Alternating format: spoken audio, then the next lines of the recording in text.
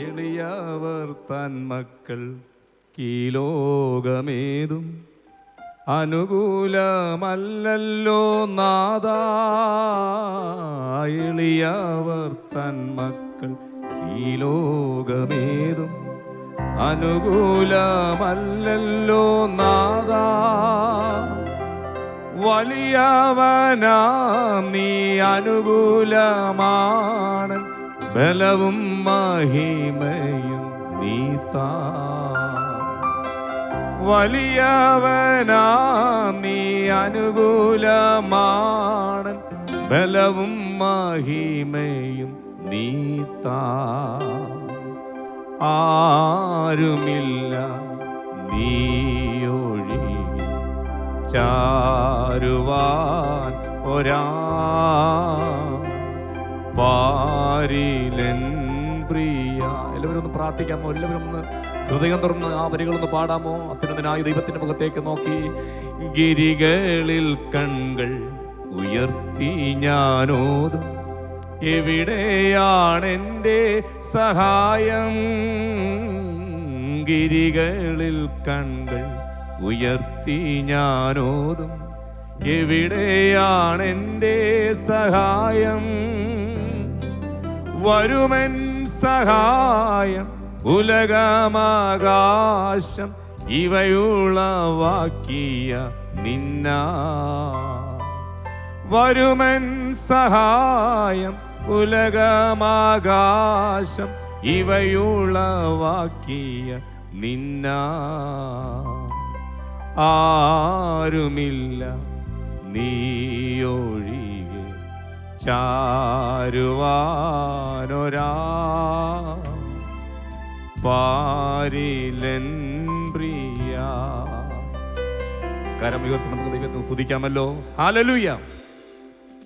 കർത്താവിൻ്റെ അതിപരിശുദ്ധമായ നാമം വാഴ്ത്തപ്പെടുമാറാകട്ടെ. മനോഹരമായ ഈ പകലിൽ ഒരുമിച്ച് ദൈവത്തെ സ്തുതിപ്പാൻ, ഒരുമിച്ച് ദൈവത്തെ മഹത്വപ്പെടുത്തുവാൻ സർവ്വവല്ലഭനായ ദൈവം ഒരുക്കുന്ന നല്ല അവസരത്തിനായി ഞാൻ കർത്താവിനെ വാഴ്ത്തുന്നു. വളരെ അനുഗ്രഹിക്കപ്പെട്ട നിലയിൽ ഈ ഉച്ചകഴിഞ്ഞത്തെ സെക്ഷൻ ലീഡ് ചെയ്യുന്ന, ഞാൻ ക്രിസ്തുവിൽ വളരെ ആത്മാർത്ഥതയോടെ സ്നേഹിക്കുന്ന എൻ്റെ മാതൃസഭയായ ആലപ്പുഴയിൽ ചില വർഷങ്ങൾക്ക് മുമ്പ് ഇടയ ശുശ്രൂഷ ചെയ്ത ബഹുമാനപ്പെട്ട പ്രിയ പി വി ചെറിയാൻ പാസ്റ്റർ, അദ്ദേഹത്തെ ഓർത്ത് ദൈവത്തെ സ്തുതിക്കുന്നു, കർത്താവിൻ്റെ നാമത്തിൽ വന്ദനം ചൊല്ലുന്നു. ഈ സെക്ഷൻ ഇന്നിവിടെ പ്രാർത്ഥിച്ചാരംഭിച്ച കർത്താവിൻ്റെ ദാസൻ അനിൽ പി ശ്യാമൽ അവറുകൾ, വേദിയിലായിരിക്കുന്ന പാസ്റ്റർ ബാബു ജോസഫ്, പാസ്റ്റർ ചെറിയാൻ ഫിലിപ്പ് അവറുകൾ, എനിക്ക് മുമ്പായി കർത്താവിൻ്റെ മാറ്റമില്ലാത്ത വചനം സംസാരിച്ച പാസ്റ്റർ ബിജി ജോയ്, ഈ സദസ്സിലായിരിക്കുന്ന കർത്താവിൻ്റെ വിലപ്പെട്ട ദാസന്മാർ, വിശേഷാൽ എൻ്റെ മാതൃസഭ ആലപ്പുഴയിൽ ചില വർഷങ്ങൾക്ക് മുമ്പ് ഇടയ ശുശ്രൂഷ ചെയ്ത കർത്താവിൻ്റെ ദാസന്മാർ പലരും ഇവിടെയുണ്ട്. പ്രിയ പാസ്റ്റർ പി എം ഫിലിപ്പ്, അതുപോലെ തന്നെ പ്രിയ ജോസഫ് സാം അവറുകൾ, പൊന്നച്ചൻ പാസ്റ്റർ, എല്ലാവരെയും ഓർത്ത് ഞാൻ ദൈവത്തെ സ്തുതിക്കുകയാണ്. എല്ലാ മഹത്വം ഞാൻ കർത്താവിന് അർപ്പിക്കുകയാണ്. വിശേഷാൽ ഇന്ന് നിങ്ങളുടെ മുമ്പാകെ ദൈവത്തിൻ്റെ മാറ്റമില്ലാത്ത വചനവുമായി നിൽപ്പാൻ ദൈവം കഴിഞ്ഞാൽ എനിക്ക് അവസരം നൽകി തന്ന ദൈവസഭയുടെ സ്റ്റേറ്റ് ഓവർസിയർ, എൻ്റെ ഗുരുനാഥനും കൂടിയായ പാസ്റ്റർ സി സി തോമസ് അവറുകൾ, അദ്ദേഹത്തെ ഓർത്ത് ഞാൻ ദൈവത്തെ സ്തുതിക്കുകയാണ്. വളരെ പ്രാർത്ഥനയോടും വളരെ ശ്രദ്ധയോടും കൂടി കർത്താവിൻ്റെ പാദപീഠം നമുക്കായിരിക്കാം.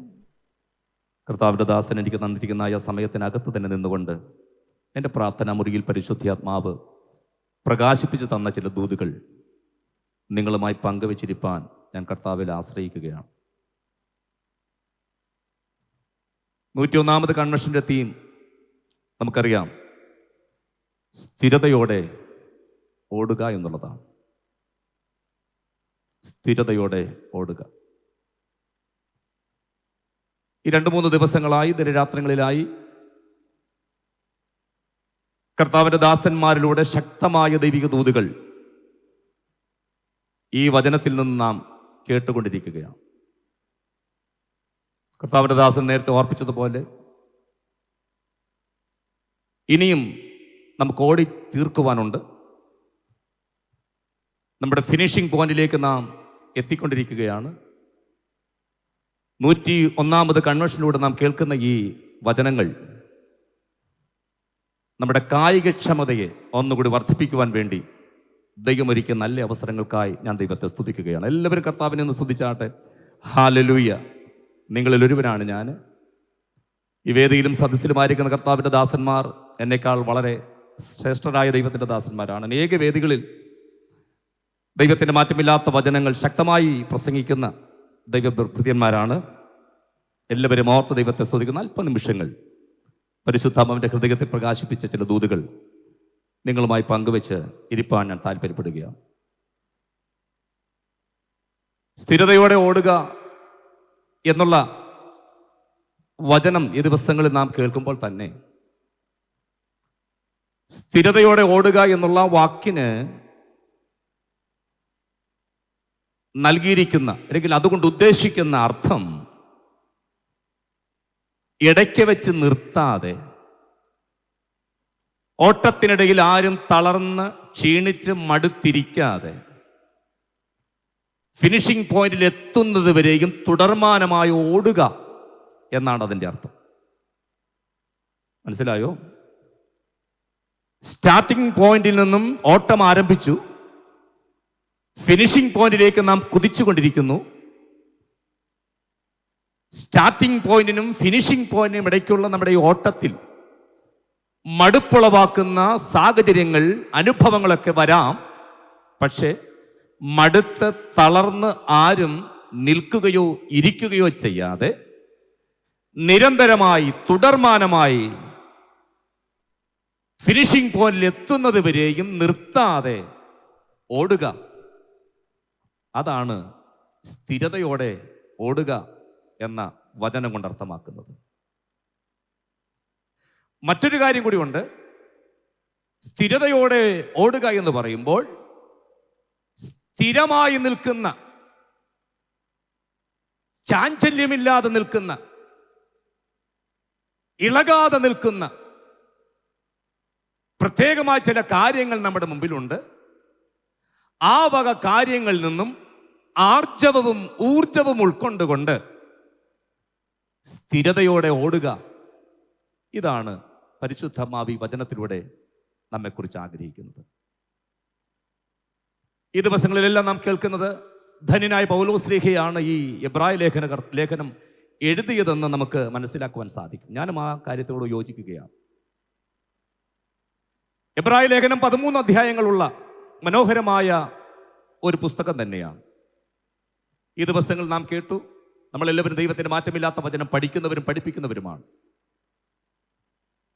യഹൂദാ മതത്തിൽ നിന്നും ക്രിസ്തുവിശ്വാസത്തിലേക്ക് വന്ന ദൈവജനം ഒട്ടനവധി പ്രതിസന്ധികളിലൂടെ, പ്രശ്നങ്ങളിലൂടെ കടന്നു പോകേണ്ടി വന്നപ്പോൾ അവരുടെ ഹൃദയത്തെ ഇളക്കത്തക്ക നിലയിൽ, കലക്കത്തക്ക നിലയിൽ പ്രതിസന്ധികൾ ഉയർന്നു വന്നപ്പോൾ വിശ്വാസത്തിൽ അവർ ഉറപ്പോടെ നിൽക്കുന്നതിന് വേണ്ടി പരിശുദ്ധാത്മാവ് പൗലോസിനെ കരങ്ങളിലെടുത്ത് ഉപയോഗിച്ചു.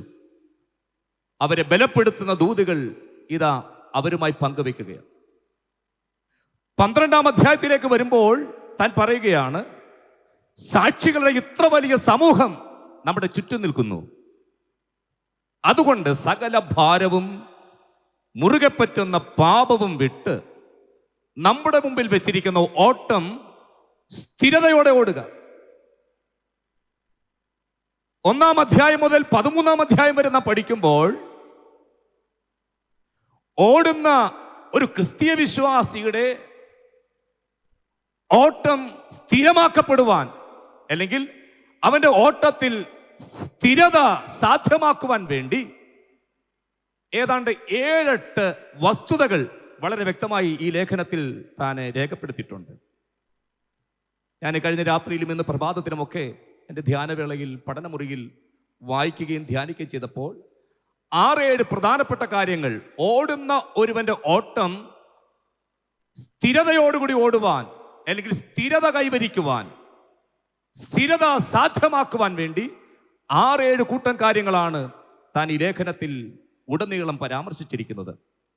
1-ാമത്തെ അധ്യായത്തിലേക്ക് വരുമ്പോൾ പൗലോസ് പറയുകയാണ്, നാം ചവിട്ടു നിൽക്കുന്ന ഈ ഭൂമി ഇത് മാറിപ്പോകും. നമ്മുടെ തലയ്ക്ക് മുകളിലെ നീലാകാശം ഇത് പേപ്പർ പോലെ ചുരുട്ടിക്കളയും, വസ്ത്രം പോലെ ഇത് ചുരുണ്ടു പോകും. പക്ഷേ മാറ്റമില്ലാത്ത ഒരുവനുണ്ട്, അത് സാക്ഷാൽ ദൈവത്തിന്റെ പുത്രനാകുന്ന ക്രിസ്തുവാണ്. അപ്പോൾ 1-ാം അധ്യായത്തിൽ തന്നെ മാറ്റമില്ലാത്ത ഒരു ദൈവത്തെ കുറിച്ച് താൻ പരിചയപ്പെടുത്തുകയാണ്. എന്നെ കേൾക്കുന്ന പ്രിയരെ, നാം അധിവസിക്കുന്ന ലോകം മാറും. നാം ഇപ്പോൾ ആയിരിക്കുന്ന ഈ കാലഘട്ടം മാറ്റം വരും. പക്ഷേ ഇവിടെയും മാറാത്ത ഒരുവനുണ്ട്, ആർക്കും മാറ്റം വരുത്തുവാൻ കഴിയാത്ത ഒരുവനുണ്ട്. അത് നാം സേവിക്കുന്ന കർത്താവ് തന്നെയാണ്. അങ്ങനെയെങ്കിൽ സ്ഥിരതയോടെ ഓടുവാൻ എനിക്കും നിങ്ങൾക്കും പ്രേരക ശക്തിയായി നിൽക്കുന്നത്, നമുക്ക് പ്രചോദനമായി നിൽക്കുന്നത് മറ്റാരുമല്ല, നാം സേവിക്കുന്ന കർത്താവും രക്ഷിതാവുമാകുന്ന യേശു തന്നെയാണ്. ഇന്ന് പകലിൽ ഈ പന്തലിൽ വന്നിരിക്കുന്നവർ അഭിമാനത്തോടെ സന്തോഷത്തോടെ കരമടിച്ച് നമ്മുടെ കർത്താവിനൊന്ന് മഹത്വം കൊടുത്താട്ടെ. എല്ലാം നാവും ചലിക്കട്ടെ, ആരും മൗനമായിരിക്കരുത്. കരമടിക്കുന്നവർ ശക്തിയോടെ കരമടിക്കണം. ഹല്ലേലൂയ പറയുന്നവർ ശക്തിയോടെ ഹല്ലേലൂയ പറയണം. സ്തോത്രം ചെയ്യുന്നവർ സന്തോഷത്തോടെ സ്തോത്രം ചെയ്യണം. ഈ പകൽക്കാലം വലിയവനായ ദൈവത്തിന്റെ മഹത്വം നമ്മിൽ വെളിപ്പെടുന്ന പകലാ. ഉടരബലക ശബാനരഹതനാരബരക അഭിഷേകം പ്രാപിച്ച ദൈവമക്കൾ അന്യഭാഷ ഭാഷണത്തോടെ ദൈവത്തെ സ്തുതിക്കണം. അപ്പോൾ 1-ാമത്തെ അധ്യായം ഞാൻ ചില വാക്യങ്ങൾ നിങ്ങളെ വായിച്ച് കേൾപ്പിക്കാം. എബ്രായ ലേഖനം നിർത്താട്ടെ. എബ്രായ ലേഖനം അതിന്റെ 1-ാമത്തെ അധ്യായം ഇതാ തുടങ്ങുന്ന, ദൈവം പണ്ട് ഭാഗം ഭാഗമായിട്ടും വിവിധമായിട്ടും പ്രവാചകന്മാർ മുഖാന്തരം പിതാക്കന്മാരോട് അരുളി ചെയ്തിട്ട് ഈ അന്ത്യകാലത്ത് പുത്രൻ മുഖാന്തരം നമ്മോട് അരുളി ചെയ്തിരിക്കുന്നു. അവനെ താൻ സകലത്തിനും അവകാശിയാക്കി വെച്ചു, അവൻ മുഖാന്തരം ലോകത്തെയും ഉണ്ടാക്കി. പിന്നെ പറയുന്ന 8-ാമത്തെ വാക്യം, ദൈവമേ നിന്റെ സിംഹാസനം എന്നും എന്നേക്കുമുള്ളത്. സ്ഥിരമായിരിക്കുന്നൊരു സിംഹാസനം എവിടെയെങ്കിലും ഉണ്ടെങ്കിൽ അത് അത്യുന്നതനായ നമ്മുടെ കർത്താവിന്റെ സിംഹാസനം മാത്രമാണ്. ഇന്ന് പകലിൽ ഏറ്റെടുക്കുന്നവർക്കായി ഞാൻ ദൈവത്തെ സ്തുതിക്കുകയാണ്. ഹല്ലേലൂയ. ഇവിടുത്തെ ഭരണകൂടങ്ങളെല്ലാം ഇളകുന്നതാണ്, ഇവിടുത്തെ സിംഹാസനങ്ങളെല്ലാം മാറിപ്പോകുന്നതാണ്. എന്നാൽ എന്നേക്ക് സ്ഥിരമായിരിക്കുന്ന ഒരു സിംഹാസനമുണ്ടെങ്കിൽ അത് അത്യുന്നതനായ നാം സേവിക്കുന്ന കർത്താവിന്റെ സിംഹാസനം മാത്രമാണ്. അങ്ങനെയെങ്കിൽ ഇതാ സ്ഥിരതയോടെ ഓടുവാൻ ഒരുവൻ ഓടുമ്പോൾ അവന്റെ ഓട്ടത്തെ സ്ഥിരമാക്കത്തക്ക നിലയിൽ, സ്ഥിരത കൈവരിക്കത്തക്ക നിലയിൽ അവനെ പ്രചോദിപ്പിക്കുന്ന ഏറ്റവും പ്രധാനപ്പെട്ട പ്രഥമമായ കാര്യം അത്യുന്നതനായ കർത്താവ് തന്നെയാണ്. അവന്റെ സിംഹാസനത്തെ പറ്റി പറയുന്നു, അത് എന്നേക്കുമുള്ളതാണ്, അത് മാറുന്നതല്ല, അത് മാറുന്നതല്ല. ആ 1-ാം അധ്യായത്തിൽ തന്നെ വീണ്ടും ഇതാ പൗലോസ് പറയുന്നു, ഇതാ 10-ാമത്തെ, കർത്താവേ നീ പൂർവകാലത്ത് ഭൂമിക്ക് അടിസ്ഥാനമിട്ടു, ആകാശവും നിന്റെ കൈകളുടെ പ്രവൃത്തിയും അതാകുന്നു, അവ നശിക്കും, നീയോ നിലനിൽക്കും. അവയെല്ലാം വസ്ത്രം പോലെ പഴകിപ്പോകും, ഉടുപ്പ് പോലെ നീ അവയെ ചുരുട്ടും. ഈ കാണുന്ന സകലതും മാറിപ്പോകും, നീയോ കർത്താവേ നീ മാത്രം നിലനിൽക്കുന്നവനാണ്. ഗദരദേശത്തേക്ക് യാത്ര ചെയ്യുന്ന പടക്, തിരകളും തിരമാലകളും എല്ലാം ആ പടകിന് നേരെ ആഞ്ഞൊഴിക്കുകയാണ്. യേശുവുണ്ട്, ഒപ്പം 12 ശിഷ്യന്മാർ യാത്ര ചെയ്യുന്നുണ്ട്. ടോട്ടൽ 13 പേരാണ് ആ പടകിൽ സഞ്ചരിക്കുന്നത്. ഗലീല കടലിന്റെ നടുക്ക് വന്നപ്പോൾ ഓളങ്ങൾ, തിരകൾ, തിരമാലകളെല്ലാം ആ പടകിനെ മുക്കിക്കളയത്തക്ക നിലയിൽ വല്ലാതെ അലട്ടുമ്പോൾ ഞാൻ ശ്രദ്ധിച്ചു, 12 ശിഷ്യന്മാർ ഒരേപോലെ നിലവിളിക്കുന്ന ഒരു നിലവിളിയുണ്ട്, കർത്താവേ ഞങ്ങൾ നശിച്ചു പോകുന്നതിൽ നിനക്ക് വിചാരമില്ലയോ? ആ നിലവിളി കേട്ടാൽ മറ്റുള്ളവരെ ചിന്തിക്കുവിടാ, ഈ 13 പേരും ഒരുപോലെ നശിക്കില്ലേ? 13 പേരും ഒരുപോലെ യാത്ര ചെയ്യുന്നു, 13 പേരും ഇതാ അപകടത്തിൽപ്പെട്ടിരിക്കുന്നു. 13 പേര് യാത്ര ചെയ്യുന്ന പടകിന് നേരെ ഒന്നിന് പുറകെ മറ്റൊന്നായി തിരകൾ അലകടിക്കുകയാണ്. ഒരുപോലെ 13 പേരും നശിക്കില്ലേ? പക്ഷെ ശിഷ്യന്മാർ ബോധപൂർവ്വം പറയുകയാണ്, ഞങ്ങൾ നശ്വരരാണ്, നീ മാത്രം അനശ്വരനാണ്, ഞങ്ങളുടെ പടക് ഇവിടെ നശിക്കുന്നതാണ്. പക്ഷേ ഗുരുവേ, കർത്താവേ, നീ മാത്രം അനശ്വരൻ, അതുകൊണ്ട് ഞങ്ങൾ നശിച്ചു പോകുന്നതിൽ നിനക്ക് വിചാരമില്ലയോ എന്നവർ നിലവിളിക്കുകയാണ്. സങ്കീർത്തനത്തിൽ നാം വായിക്കുന്നു, അവ നശിക്കും, നീയോ നിലനിൽക്കും. അങ്ങനെയെങ്കിൽ സ്ഥിരതയോടെ ഓടുവാൻ, ഓട്ടം ചെയ്യുന്ന, ഓട്ടം നടത്തുന്ന, അല്ലെങ്കിൽ ഓടിക്കൊണ്ടിരിക്കുന്ന ഒരുവന്റെ ഓട്ടത്തിന്റെ സ്ഥിരത സാധ്യമാക്കുവാൻ വേണ്ടി 1-ാമതായി ഞാൻ വെളിപ്പെടുത്തുകയാണ്, അത് മറ്റാരുമല്ല, എന്നെയും നിങ്ങളെയും ബലപ്പെടുത്തുന്ന ഒരുവനുണ്ട്, അത് കർത്താവാണ്. എനിക്കറിയാം ഇന്ന് പകലിൽ എൻ്റെ ഈ ദൂത് കേൾക്കുന്നത് ഒത്തിരി ദൈവത്തിന്റെ ദാസന്മാർ തന്നെയാണ്. അതാതിടങ്ങളിൽ ദൈവസഭയ്ക്ക്, ലോക്കൽ സഭകൾക്ക് നെടുന്തുണായി നിൽക്കുന്ന സഹോദരിമാർ സഹോദരന്മാരൊക്കെ ഇവിടെ ഉണ്ടെങ്കിൽ തന്നെയും ഇന്ന് പകലിൽ വേദിയിലും സദസ്സിലുമായിരിക്കുന്ന ഒട്ടനവധി ദൈവദാസന്മാരെ എനിക്ക് കാണാം. പക്ഷെ ഞാനൊരു കാര്യം പലപ്പോഴും ചിന്തിക്കാറുണ്ട്, ഏറ്റവും കൂടുതൽ മാറ്റത്തിന് വിധേയപ്പെടുന്നവർ നമ്മളാണ്. കുറഞ്ഞ പക്ഷം ഒരു 3 വർഷമെങ്കിലും കൂടുമ്പോൾ നമുക്കൊക്കെ ട്രാൻസ്ഫർ ഉണ്ടാകും, ഒരു ജില്ലയിൽ നിന്ന് മറ്റൊന്നിലേക്ക്. കാലാവസ്ഥയുടെ മാറ്റം, രീതികൾ മാറുന്നു. എല്ലാ നിലകളിലും മാറ്റത്തിന് നാം വിധേയപ്പെടുമ്പോൾ ഇന്ന് പകൽക്കാലം ദൈവദാസന്മാരെ, എന്തെല്ലാം മാറുന്ന സാഹചര്യങ്ങൾ നമ്മുടെ മുമ്പിൽ കടന്നു വന്നാലും വിശ്വസിക്കുക. നമ്മുടെ മുമ്പിൽ നിൽക്കുന്ന ഒരുവനുണ്ട്, നാം സേവിക്കുന്ന ഒരു കർത്താവുണ്ട്, അവൻ മാറാത്തവനാണ്. മലാക്കി പ്രവാചകന്റെ പുസ്തകം 3-ാം അധ്യായത്തിൽ ഇപ്രകാരം ഒരു വാക്യമുണ്ട്, യഹോവയായ ഞാൻ മാറാത്തവൻ, അതുകൊണ്ട് യാക്കോബിന്റെ പുത്രന്മാരെ നിങ്ങൾ മുടിഞ്ഞു പോകാതിരിക്കുന്നു. കരമടിച്ച് ദൈവത്തെ ഒന്ന് സ്തുതിച്ചാട്ടെ. യേശുവിന്റെ നാമത്തിൽ അപ്പൻ മാറിയേക്കാം, ജനിപ്പിച്ച അപ്പൻ മാറിയേക്കാം, പെറ്റ അമ്മ മാറിയേക്കാം, കൂടപ്പിറപ്പുകൾ മാറിയേക്കാം. സഹോദര സഹോദരി ദൈവദാസന്മാരെ, ഒരുപക്ഷെ നാം വിശ്വസിച്ച പലരും കൂടെ നിന്ന് പ്രാർത്ഥിച്ച, നമ്മുടെ പ്രാർത്ഥനയ്ക്ക് ആമേൻ പറഞ്ഞ പലരും പോലും മാറിയെന്ന് വന്നേക്കാം. പക്ഷേ ഇന്ന് രാത്രിയിൽ നമ്മുടെ ഓട്ടത്തെ സ്ഥിരമാക്കത്തക്ക നിലയിൽ, നമ്മുടെ ഓട്ടം സ്ഥിരതയോടെ ഓടുവാൻ അത് സാധ്യമാകത്തക്ക നിലയിൽ നമുക്ക് വേണ്ടി പ്രവർത്തിക്കുന്ന, ചലിക്കുന്ന ഒരുവനുണ്ട്. അത് നാം സേവിക്കുന്ന കർത്താവാണ്. എന്തെല്ലാം ഇവിടെ മാറിയാലും മാറാത്ത ഒരുവൻ, അതാണ് എബ്രായ ലേഖന കർത്താവ് 1-ാം അധ്യായത്തിൽ പറഞ്ഞിരിക്കുന്നത്. മാറാത്തൊരു ദൈവമുണ്ട്, മാറാത്തൊരു ദൈവമുണ്ട്, മാറാത്തൊരു ദൈവമുണ്ട്. കർത്താവിനെ ഒന്ന് സ്തുതിച്ചാട്ടെ. അപ്പൻ മാറിയാലും അമ്മ മാറിയാലും കൂടപ്പിറപ്പുകൾ മാറിയാലും ഉടരബലക ശതനരബലക, മാറാത്ത ഒരു കർത്താവുണ്ട്, മാറാത്ത ഒരു ദൈവമുണ്ട്, മാറാത്തൊരു ദൈവമുണ്ട്. നിന്നെ വിളിച്ചവൻ ഉണ്മയുള്ളവനാണ്. അവൻ നിന്നെ വഴിയിട്ടേച്ച് പോകുന്ന കർത്താവല്ല. ഈ പകലിൽ കർത്താവിന്റെ സന്നിധിയിൽ വന്നിരിക്കുന്ന ഈ മക്കൾ ആധാരം തുറന്ന് കരമടിച്ച് അവന് മഹത്വം കൊടുത്തുക. അവൻ മാറാത്തവൻ. ദൈവത്തിന് മഹത്വം. എബ്രായ ലേഖനം 2-ാം അധ്യായത്തിലേക്ക് വരുമ്പോൾ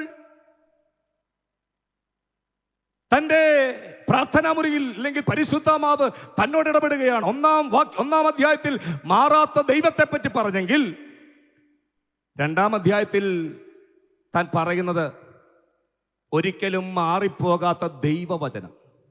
കണ്ടോ, 2-ാം അധ്യായത്തിന്റെ തുടക്കം ഇങ്ങനെയാണ്, അതുകൊണ്ട് നാം വല്ലപ്പോഴും ഒഴുകിപ്പോകാതിരിക്കേണ്ടതിന് കേട്ടത് അധികം ശ്രദ്ധയോടെ കരുതിക്കൊള്ളുവാൻ ആവശ്യമാകുന്നു. ദൂതന്മാർ മുഖാന്തരം അരുളി ചെയ്ത വചനം സ്ഥിരമായിരിക്കും. കണ്ടോ, ദൂതന്മാർ അരുളി ചെയ്ത വചനം സ്ഥിരമായിരിക്കുന്നു. 1-ാം അധ്യായത്തിൽ നാം കണ്ടു, നമ്മുടെ കർത്താവ് സ്ഥിരമായി നിൽക്കുന്നു, അവൻ മാറുന്നില്ല. സ്ഥിരതയോടെ ഓടുവാൻ ഒരുവനെ സഹായിക്കുന്ന, ഒരുവന്റെ ഓട്ടത്തിൽ അവന് സ്ഥിരത കൈവരിക്കുവാൻ സാധിക്കുന്ന 2-ാമത്തെ ഘടകമായി പരിശുദ്ധാത്മാവിൽ പൗലോസ് പറയുകയാണ്, സ്വർഗത്തിൽ എന്നേക്കും സ്ഥിരമായിരിക്കുന്ന വചനം നമുക്കുണ്ട്. ആ വചനമാണ് എനിക്കുറപ്പ്. എൻ്റെ ഈ വിശ്വാസ ജീവിതത്തിൽ, എൻ്റെ ഈ യാത്രയിൽ ചാഞ്ചല്യങ്ങൾ കൂടാതെ, ചാഞ്ചാട്ടങ്ങൾ കൂടാതെ, വീണുപോകുവാൻ തളർന്നു പോകുവാൻ അനുവദിക്കാതെ എന്നെ ഉറപ്പിക്കുന്നത് ദൈവത്തിന്റെ വചനമാണ്. ദൈവത്തിന് സ്തോത്രം. ഇന്ന് പകലിൽ എത്ര പേർക്ക് ദൈവത്തെ സ്തുതിക്കുവാൻ കഴിയുന്നുണ്ട്?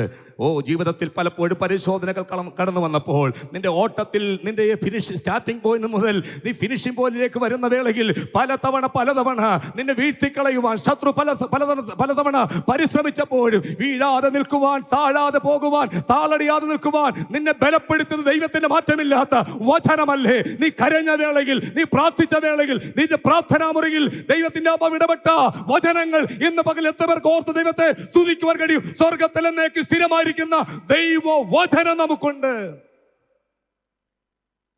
ഓടുന്ന ഒരുവന് അവന്റെ ഓട്ടത്തിൽ സ്ഥിരത നൽകാൻ, സ്ഥിരതയോടെ ഓടുവാൻ, അവന്റെ ഓട്ടം സ്ഥിരതയോടെ തുടരുവാൻ അവനെ സഹായിക്കുന്ന 2-ാമത്തെ കാര്യമാണ് ദൈവത്തിന്റെ വചനം എന്ന് പറയുന്നത്. 3-4 അധ്യായങ്ങൾ വായിച്ചപ്പോൾ എനിക്കൊരു മറ്റൊരു കാര്യം മനസ്സിലായി. അവിടെ രേഖപ്പെടുത്തിയിരിക്കുന്നതാണ്. പൗലോസ് പറയുന്നു, നമുക്കൊരു സ്വസ്ഥത ദൈവം ഒരുക്കിയിട്ടുണ്ട്, ഒരു ശബത്ത് അനുഭവം ഒരുക്കിയിട്ടുണ്ട്.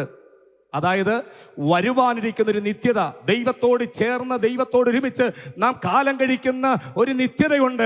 അത് സ്ഥിരമായതാണ്, അത് മാറ്റം വരാത്തതാണ്. ഇന്ന് പകൽക്കാലം എത്ര പേർക്ക് ദൈവത്തെ സ്തുതിക്കുവാൻ കഴിയുന്നുണ്ട്?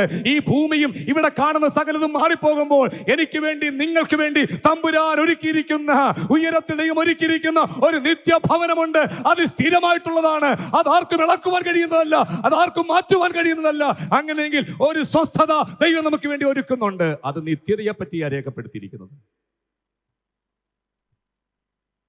ഓട്ടത്തിൽ സ്ഥിരത കൈവിടാതെ ഓടുമ്പോൾ സ്ഥിരത സാധ്യമാക്കുവാൻ വേണ്ടി ഇതാ വചനം പറയുന്നു, ദൈവം നമുക്ക് വേണ്ടി ഒരുക്കുന്നൊരു ശബത്തനുഭവമുണ്ട്, ഒരു സ്വസ്ഥതയുണ്ട്. അത് വരുവാനിരിക്കുന്ന നിത്യതയെക്കുറിച്ചുള്ള വെളിപ്പാടാണ്. അതും ഇതാ 3-4 അധ്യായങ്ങളിൽ നമുക്ക് കാണുവാൻ, വളരെ വേഗത്തിൽ ഞാൻ മുമ്പോട്ട് പോവുകയാണ്. അത് നമുക്ക് 3-4 അധ്യായങ്ങളിൽ കാണുവാൻ കഴിയുന്നുണ്ട്. അടുത്ത അധ്യായങ്ങളിലേക്ക് നാം നോക്കുമ്പോൾ ഇതാ ഒരു ഇളകാത്ത രാജ്യത്തെ പറ്റി പറയുന്നുണ്ട്. ഇളകാത്ത രാജ്യം, ചവിട്ടി നിൽക്കുന്ന ഈ ഭൂമി, ഇവിടെ കാണുന്ന സകലതും ഇതെല്ലാം ഇളകുന്നതാണ്, ഇളക്കമുള്ള ഭരണകൂടങ്ങളാണ്. പക്ഷേ ദൈവം തൻ്റെ ജനത്തിന് വേണ്ടി ഇളകാത്ത സ്ഥിരമായി നിൽക്കുന്നൊരു രാജ്യം, ആ രാജ്യം ആസന്നമായി, അവിടേക്ക് പോകാൻ സമയം സമാഗതമായി. അത് വിശ്വസിക്കുന്ന, അതിൽ പ്രത്യാശിക്കുന്നവർ കരമുയർത്തുന്ന ദൈവത്തെ സ്തുതിച്ചാട്ടെ. ഇതാ പൗലോസ്ലീഹ പറയുന്നു, നീ ഓടുന്നു, പക്ഷേ ഓട്ടത്തിനിടയിൽ സ്ഥിരത സാധ്യമാക്കാൻ ഓർക്കണം. ഇളകുന്ന മണ്ണിൽ, ഇളകുന്ന ലോകത്തിൽ, ഇളകിമറിയുന്ന സാഹചര്യങ്ങളിൽ ദൈവം നിനക്ക് വേണ്ടി ഒരുക്കിയിരിക്കുന്ന ഇളകാത്തൊരു രാജ്യമുണ്ട്. ആ രാജ്യത്തെക്കുറിച്ചുള്ള നല്ല ചിന്തകൾ, ആ രാജ്യത്തെക്കുറിച്ചുള്ള തേജസ്സേറിയ അനുഭവങ്ങൾ, ആ രാജ്യത്തെക്കുറിച്ചുള്ള ഒളിമങ്ങാത്ത ഓർമ്മകൾ എപ്പോഴും നിന്റെ മനസ്സിലുണ്ടാകണം. അതത്ര നിന്നെ സ്ഥിരതയോടെ ഓടുവാൻ സഹായിക്കുന്നത്. തീർന്നില്ല. 12-ാം അധ്യായത്തിൽ സ്ഥിരതയോടെ ഓടുവാൻ താൻ പറയുമ്പോൾ അതിന്റെ തുടക്കം ഇങ്ങനെയാണ്, ആകയാൽ നാമും സാക്ഷികളുടെ ഇത്ര വലിയ സമൂഹം. എവിടെയാണത്? 11-ാം അധ്യായത്തിൽ ഉലകത്തിലെ ആദ്യത്തെ രക്തസാക്ഷിയായ ആരാധനയുടെ പേരിൽ സ്വന്തം സഹോദരന്റെ അടിയേറ്റ് പിടഞ്ഞു വീണ് മരിച്ച ഇതാ ഹാബേൽ തുടങ്ങി വിശ്വാസ വീരന്മാരെ കുറിച്ച്, ധീര വനിതകളെ പറ്റിയൊക്കെ ഈ 11-ാം അധ്യായത്തിൽ രേഖപ്പെടുത്തിയിട്ടുണ്ട്. വിശ്വാസത്താൽ ഹാബേൽ കയ്യിൻ്റെതിലും ഉത്തമമായ യാഗം കഴിച്ചു. വിശ്വാസത്താൽ ഹാനോക്ക് ദൈവത്തോടു കൂടെ നടന്നു. വിശ്വാസത്താൽ നോഹ അതുവരെ കാണാത്തവയെ കുറിച്ച് അരുളപ്പാട് ലഭിച്ചിട്ട് ഇതാ പെട്ടകം പണിയുന്നു. ഇങ്ങനെ ഒട്ടനവധി വിശുദ്ധന്മാരെ, വിശ്വാസ വീരന്മാരെ കുറിച്ച് രേഖപ്പെടുത്തിയിരിക്കുകയാണ്. 40ഓളം വരുന്ന ആ വാക്യങ്ങൾ അടങ്ങുന്ന ആ 11-ാം അധ്യായത്തിൽ ഏതാണ്ട് 10-15ഓളം പേരെടുത്ത് പല വിശ്വാസ വീരകളുടെയും ഒക്കെ കാര്യങ്ങൾ പറഞ്ഞതിന് ശേഷം ഒരു ദീർഘനിശ്വാസത്തോടു കൂടി പൗലോസ്ലീഹ പറയുന്നൊരു കാര്യമുണ്ട്. അതുകൊണ്ട് എനിക്ക് പ്രിയരേ, ബാരാക്കിനെ കുറിച്ച്, ഇബ്താഹിനെ കുറിച്ച്, ഗിദെയോനെ കുറിച്ച്, ദാവീദിനെ കുറിച്ച്, ശിംശോനെ കുറിച്ചൊക്കെ, ഇനി ശമൂവേൽ, മറ്റു പ്രവാചകന്മാരെ കുറിച്ചൊന്നും പറയാൻ എനിക്ക് വാക്കുകൾ പോരാ, സമയം പോരാ. ദൈവത്തിന് സ്തോത്രം. അവരാരായിരുന്നു? ഈ വാക്കുകൾ വായിച്ചപ്പോൾ, ധ്യാനിച്ചപ്പോൾ എനിക്കൊരു കാര്യം മനസ്സിലായി. സ്ഥിരമാനസന്മാരായിരുന്നു, വിശ്വാസത്തിൽ സ്ഥിരതയോടെ നിന്നവർ, ചാഞ്ചല്യമില്ലാത്തവർ, ആടുന്ന വേല് പോലെ, ചാഞ്ഞ മതിൽ പോലെ വിശ്വാസം കളഞ്ഞു കുളിക്കാതെ ദൈവത്തിങ്കിൽ അചഞ്ചലമായ വിശ്വാസം ആസ്വത്രം പ്രാപിച്ച, ദൈവത്തെ വിശ്വാസത്തോടെ അനുകരിച്ച ഇതാ 40-ൽ പരം വാക്യങ്ങളിലൂടെ ഒട്ടനവധി വിശ്വാസ വീരന്മാരെ കുറിച്ച് ഓരോ വാക്യങ്ങളിലെങ്കിലും അവരിലൂടെ ദൈവം ചെയ്ത തന്റെ മഹത്വം വെളിപ്പെടുത്തിട്ട് പറയുകയാണ്, ആകയാൽ നാമും സാക്ഷികളുടെ ഇത്ര വലിയ സമൂഹം നമുക്ക് ചുറ്റും നിൽക്കുകയാണ്. സ്ഥിരതയോടെ ഓടിയ, വിശ്വാസത്തിന് വേണ്ടി സ്ഥിരതയോടെ നിന്ന് ഒട്ടനവധി വിശുദ്ധന്മാരെ നമ്മുടെ മുമ്പിൽ വരച്ചു കാണിച്ചിട്ട് പറയുകയാണ്, ഇടയ്ക്കിടയ്ക്ക് അവരെയൊക്കെ ഒന്ന് നോക്കുന്നതും അവരിലൂടെ ദൈവം ചെയ്ത അത്ഭുത പ്രവൃത്തികൾ ധ്യാനിക്കുന്നതും നിങ്ങൾക്ക് അനുഗ്രഹമായിരിക്കും. കാരണം നിങ്ങൾ ഓടുന്നവരാണ്. നിങ്ങളുടെ ഓട്ടത്തിൽ സ്ഥിരത സാധ്യമാക്കണമെങ്കിൽ ഇടയ്ക്കിടയ്ക്ക് നിങ്ങൾ ഇവരിലൂടെ ദൈവം ചെയ്ത അത്ഭുത പ്രവൃത്തികൾ കാണുകയും കേൾക്കുകയും ചെയ്യുന്നത് നല്ലതായിരിക്കും. 11-ാം അധ്യായത്തിൽ വിശ്വാസ വീരന്മാരുടെ പട്ടികയിൽ താൻ പറയുമ്പോൾ എന്നെ ഏറെ ചിന്തിപ്പിച്ച, എന്നെ സന്തോഷിപ്പിച്ച ഒരു വീരവനിതയുണ്ട്. അത് മറ്റാരുമല്ല, സാറായാണ്. അബ്രഹാമിന്റെ സഹധർമ്മിണിയാണ്. തന്നെ പറ്റി പ്രകാരമാണ് വായിക്കുന്നത്. ഇങ്ങനെയാണ്, വിശ്വാസത്താൽ സാറയും വാഗ്ദത്തം ചെയ്തവനെ വിശ്വസ്തനെന്ന് ഉറച്ചിട്ട് ദൈവത്തിന് സ്തോത്രം. ജരാനരകൾ ബാധിച്ചവളാണ്, പ്രായമേറെ ചെന്നവളാണ്. ലോകത്തിന് മുമ്പിൽ, ലോക വൈദ്യന്മാരുടെ മുമ്പിൽ നോ പറഞ്ഞിരിക്കുകയാണ്, അസാധ്യമെന്ന് പറയുകയാണ്. ഇതാ അവിടെ ശാരീരിക കോശങ്ങളെല്ലാം നിർജീവമായിരിക്കുന്നു. പക്ഷേ വാഗ്ദത്തം ചെയ്തവനെ വിശ്വസ്തനം നിറഞ്ഞപ്പോൾ അവിടെ ഹൃദയത്തിൽ അങ്കുരിച്ചതായ വിശ്വാസം ഇതാ വളരാൻ തുടങ്ങി. മരച്ചുപോയ അല്ലെങ്കിൽ നിർജീവമായി പോയ അവിടെ ശാരീരിക കോശങ്ങളിലേക്ക് ഒരു നവചൈതന്യം പറഞ്ഞു പകരപ്പെടുവാനിടയായി. വചനം പറയുന്നത് ഇങ്ങനെയാണ്, അവൾ പുത്രോത്പാദനത്തിന് ശക്തി പ്രാപിച്ചു എന്ന്. ഇന്ന് പകൽക്കാലം പ്രവചനാത്മാവിൽ ദൈവദാസന്മാരെ നോക്കി ഞാൻ ഇപ്രകാരം വിളിച്ചു പറയുകയാണ്, 2021 നീ പ്രാപിക്കേണ്ടത് ചില നന്മകൾ 2022 പോലെ നിനക്കത് പ്രാപിപ്പാൻ സാധിച്ചില്ല. 2023 പിന്നിട്ടു, 2024 പ്രവേശിക്കുമ്പോൾ ആത്മാവ് നിങ്ങളെ ഓർമ്മിപ്പിക്കുകയാണ്, വാക്ക് പറഞ്ഞവൻ മാറാത്തവനാണ്, അവൻ വാഗ്ദത്തങ്ങളിൽ വിശ്വസ്തനാണ്. ഇന്ന് പകലിൽ ഈ കേൾക്കുമ്പോൾ തന്നെ നിന്റെ ആത്മീക ജീവിതത്തിലേക്ക് നശിച്ചു പോയ അല്ലെങ്കിൽ മരവിച്ചു പോയ നിർജീവമായി തീർന്ന ആ ആത്മീയ കോശങ്ങളിലേക്ക് ഒരു ചൈതന്യം കർത്താവ് പകരുകയാണ്. ആരോഗ്യമുള്ള ഒരു വിശ്വാസത്തിന് ഉടമയായിട്ട് ഞാൻ വിശ്വസിക്കുന്നു. 2024 വാഗ്ദത്തങ്ങൾ നിറവേറും, സ്വപ്നങ്ങൾ പൂവണിയും. കരമടിച്ച ദൈവത്തെ ഒന്ന് സ്തുതിച്ചാട്ടെ. യേശുവിന്റെ നാമത്തിൽ അവൻ വാക്ക് പറഞ്ഞാൽ മാറാത്തവനാണ്, വാഗ്ദത്തങ്ങളിൽ വിശ്വസ്തനായ ദൈവമാണ്. അന്യഭാഷ ദൈവത്തെ ഒന്ന് സ്തുതിച്ചാട്ടെ. ആരംഭവനമായിരിക്കരുത്. ആത്മാവ് വിളിച്ചു പറയുകയാണ്, ഈ 2024 തുടക്കത്തിൽ തന്നെ കഴിഞ്ഞ നാളുകളിൽ എന്റെ ജീവിതത്തിൽ സംഭവിച്ചില്ല എന്ന് നീ കരുതി പലപ്പോഴും പ്രാർത്ഥനാ ജീവിതത്തിൽ നിന്ന് മടുത്തുപോയ അനുഭവങ്ങളിലേക്ക് ഇന്ന് പകൽക്കാലം മടങ്ങി വരിക. ആത്മാവ് നിന്നോട് പറയുകയാണ്, നിന്റെ ജീവിതത്തിൽ സ്വപ്നങ്ങളെ പൂവണിയിക്കുന്ന, നിന്റെ ദർശനങ്ങളെ സാക്ഷാത്കാരമാക്കുന്ന അത്യുന്നതനായ ദൈവത്തിന്റെ പ്രവൃത്തി ഈ ദിവസങ്ങളിൽ വെളിപ്പെടാൻ പോവുകയാണ്. കരമടിക്കുന്നവർ ശക്തിയോടെ കരമടിക്കണം. വിശ്വസിച്ചാൽ നീ ദൈവത്തിന്റെ മഹത്വം കാണും.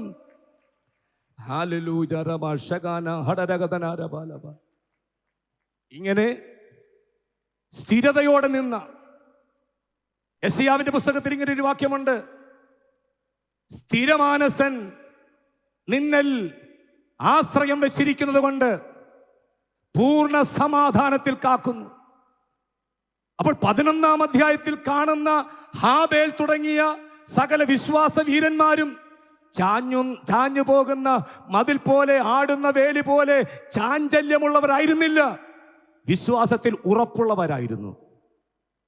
അങ്ങനെ ഉറപ്പുള്ള കരുത്തോടെ നിന്ന ഈ വിശുദ്ധന്മാരെ നമ്മുടെ മുമ്പിൽ വരച്ച് കാണിച്ചിട്ട് പൗലോസ് 12-ാം അധ്യായത്തിൽ പറയുകയാണ്, ആകയാൽ നാമും സാക്ഷികളുടെ ഇത്ര വലിയ സമൂഹം, 11-ാം അധ്യായത്തിൽ ഞാൻ കുറിച്ച ഇത്ര വലിയ സമൂഹം നമുക്ക് ചുറ്റും നിൽക്കുന്നത് കൊണ്ട് നാം സകല ഭാരങ്ങളും മുറുകെ പറ്റുന്ന പാപങ്ങളും വിട്ടിട്ട് നമ്മുടെ ഓട്ടം സ്ഥിരതയോടെ ഓടുക.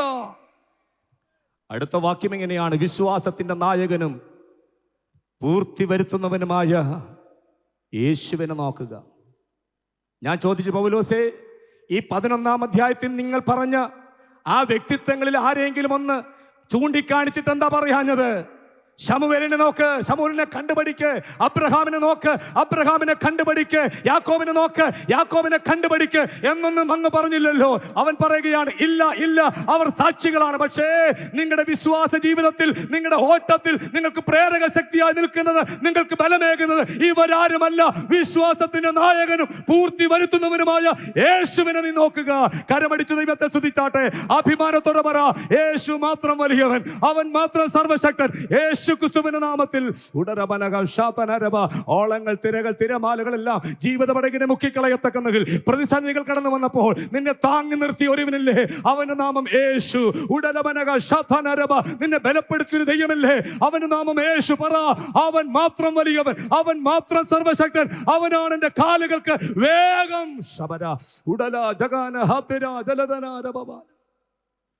ദൈവത്തിന്റെ മഹത്വം.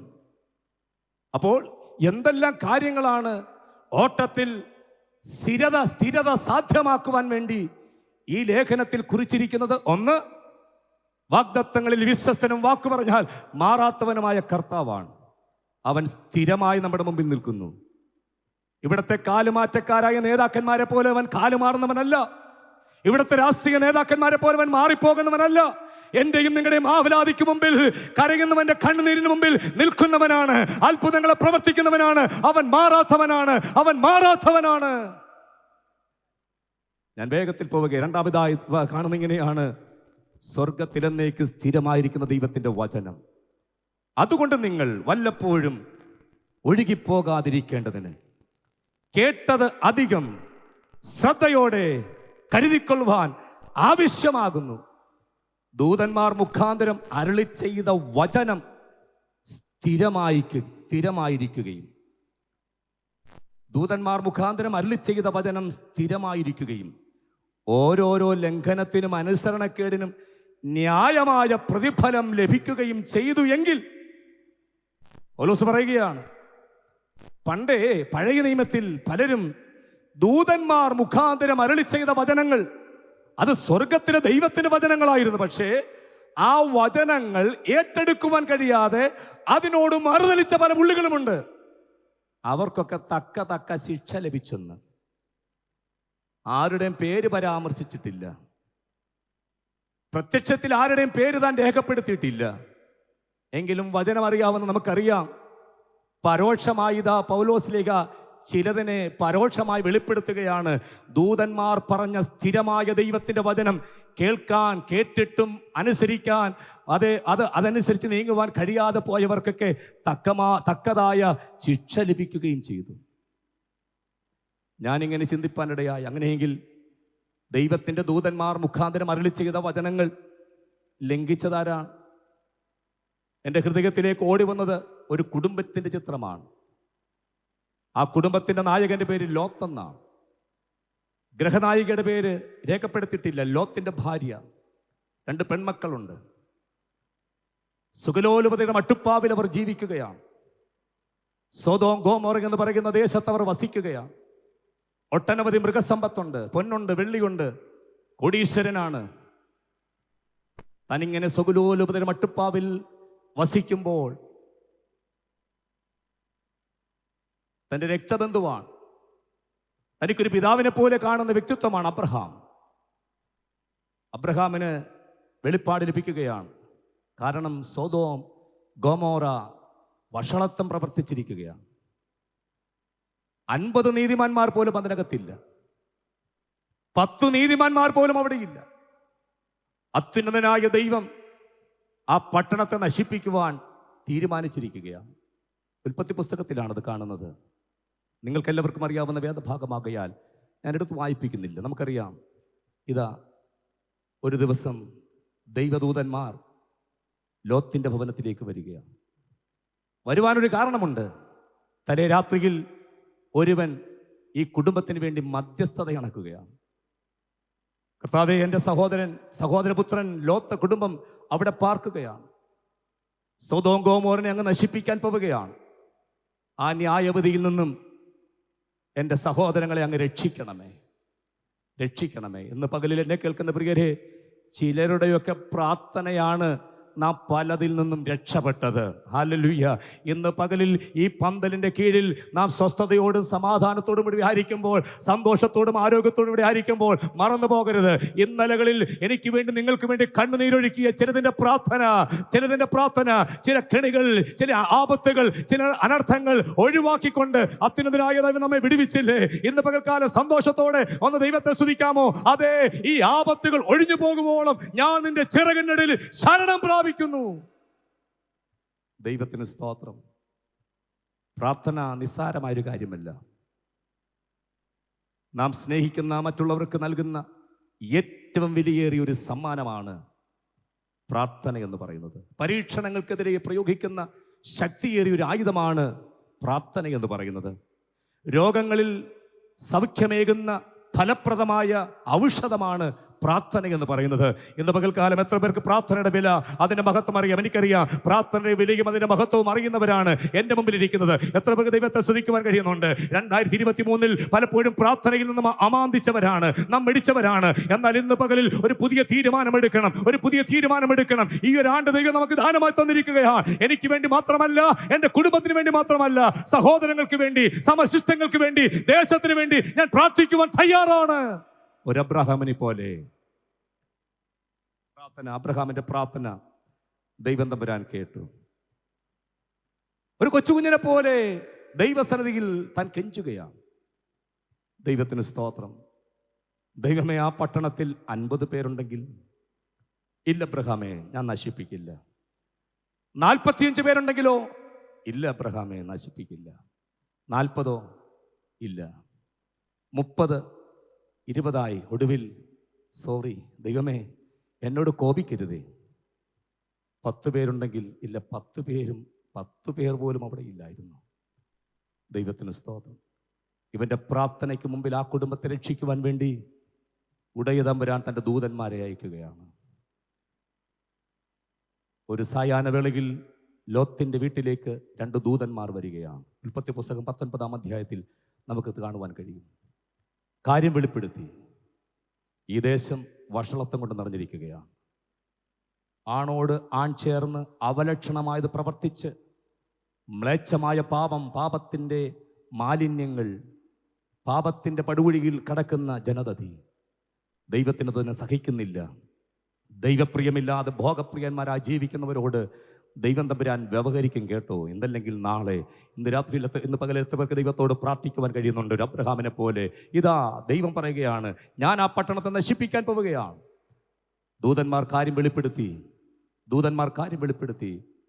എന്നിട്ട് പറയുകയാണ്, ദേ അങ്ങകലെ കാണുന്ന ആ പർവ്വതത്തിലേക്ക് ഓടിപ്പോകണം. ഇവിടെ ഇനി നിൽക്കാൻ പാടില്ല. അടുത്ത നിമിഷങ്ങളിൽ ഒന്നിൽ ഈ പട്ടണത്തിലേക്ക് ദൈവത്തിന്റെ തീ വരാൻ പോവുകയാണ്. സകലത്തെയും ഇവിടെ നശിപ്പിക്കുവാൻ ദൈവം തീരുമാനിച്ചിരിക്കുകയാണ്. പക്ഷേ ഒരുവന്റെ പ്രാർത്ഥന ദൈവം കേട്ടിരിക്കുന്നു. നിങ്ങൾക്ക് രക്ഷയുണ്ട്. ദൈവം തമ്പുരാൻ ഒരു രക്ഷാമാർഗം ഒരുക്കി, ഒരു രക്ഷാസങ്കേതം കാണിച്ചു കൊടുത്തു. ദൈവത്തിന് സ്തോത്രം. അങ്ങകലെ ആ കാണുന്ന പർവ്വതത്തിലേക്ക് ഓടിപ്പോകാം.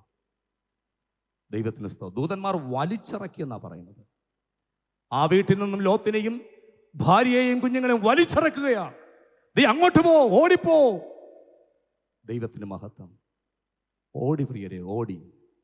പക്ഷെ ഓടുന്നതിനിടയിൽ ലോത്തച്ചായൻ പറഞ്ഞൊരു കാര്യമുണ്ട്, എൻ്റെ ദൈവമേ, എനിക്ക് അങ്ങോട്ട് എത്താനൊക്കത്തില്ല, ഒത്തിരി ശാരീരികമായ ക്ലേശങ്ങളൊക്കെ എനിക്കുണ്ട്, ഞാൻ സോവാറിലേക്ക് പോകാം. അതും കരുണയുള്ള ദൈവം സമ്മതിച്ചു. ഓടുകയാണ്. ഓടുന്നതിനിടയിൽ ഇതാ തൻ്റെ സഹധർമ്മിണി, ദൈവത്തിന് സ്തോത്രം, സോദോം വിട്ടെങ്കിലും അവളുടെ ഉള്ളിൽ നിന്നും സോദോം വിട്ടില്ല. ദൈവത്തിന് സ്തോത്രം. ഹൃദയം കൊണ്ട് സോദോമിൽ തന്നെ അവൾ കഴിയുകയാണ്. ഹല്ലേലൂയ. ഓടിയെത്തേണ്ടിടത്ത് എത്തുവാൻ കഴിയാതെ ഇതാ ഓടുന്ന ഓട്ടത്തിനിടയിൽ നമുക്കറിയാം അവൾ പുറകിലേക്ക് നോക്കുകയാണ്. എന്ത് സംഭവിച്ചു? ഉപ്പുതൂണായി ഭവിച്ചു. വേദപുസ്തകത്തിൽ പറയുന്നു, ലൂക്കോസിന്റെ സുവിശേഷത്തിൽ യേശു കർത്താവ് പറയുന്നു, ലോത്തിന്റെ ഭാര്യയെ ഓർത്തുകൊള്ളുവിൻ. അത് പറയുമ്പോൾ അരുമനാഥൻ പറഞ്ഞൊരു കാര്യമുണ്ട്, ഇത് ലോത്തിന്റെ കാലഘട്ടം പോലെ ഒരു കാലഘട്ടമാണ്. മനുഷ്യപുത്രന്റെ വരവിൻ നാളെന്ന് പറയുന്നത് നോഹയുടെ കാലഘട്ടം പോലെ ഒരു കാലഘട്ടമാണ്. ലോത്തിന്റെ കാലഘട്ടം പോലെ ഒരു കാലഘട്ടമാണ്. കർത്താവ് പറയുകയാണ്, ലോത്തിന്റെ കാലഘട്ടം എന്തെല്ലാം അവിടെ നടന്നുവോ അതേപോലെ തന്നെ ഈ കാലഘട്ടത്തിലും ഇവിടെ നടക്കുകയാണ്. എന്തൊക്കെയാണ്? ജനം തിന്നുന്നു, കുടിക്കുന്നു, പിന്നെ നടുന്നു, പണിയുന്നു, പിന്നെ തിന്നുന്നു, കുടിക്കുന്നു, പണിയുന്നു, വിൽക്കുന്നു, വാങ്ങുന്നു.